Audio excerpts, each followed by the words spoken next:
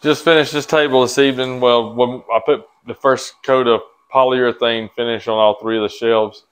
Um, Now when it dries tomorrow, one more thing I'll do is I'll take this P220 sandpaper that's real fine, and I will lightly sand over the shelves again.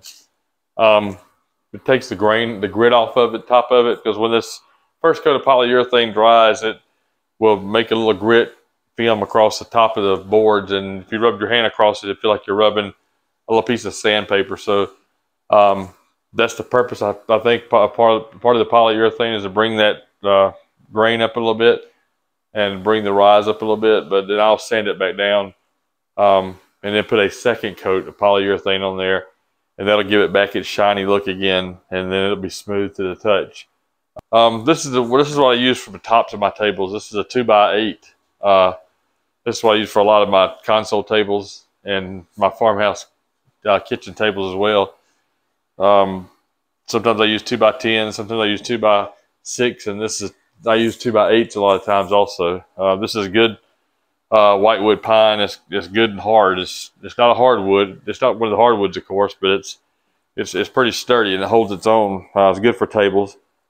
But the rounded corners, I joint those off with my joiner and make them square like there, and then I'll run it through the planer also to take off all the rough parts of the wood before I sand it real good. This is the type, a lot of people ask me what I use for my tabletops. This is what I use.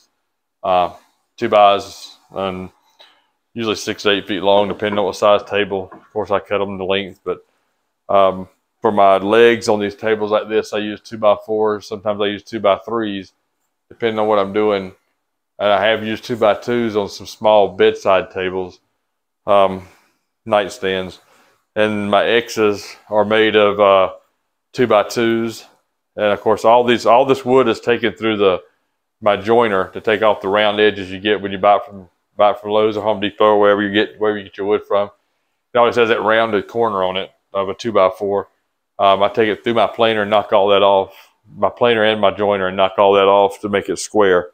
It looks a lot better when it's a square look. I do the same thing with the X's.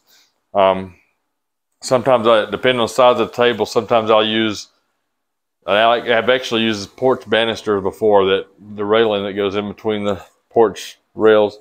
I've used that before, depending on what size console table it is, because you don't want to use some big chunky X's on the end of a small table. So I will joint those and plane them and make them, take all the roundness out of them and make them nice and straight and flat. And then I build the X's with that. But I've had several people ask me what I use for my legs and what I use for my tops.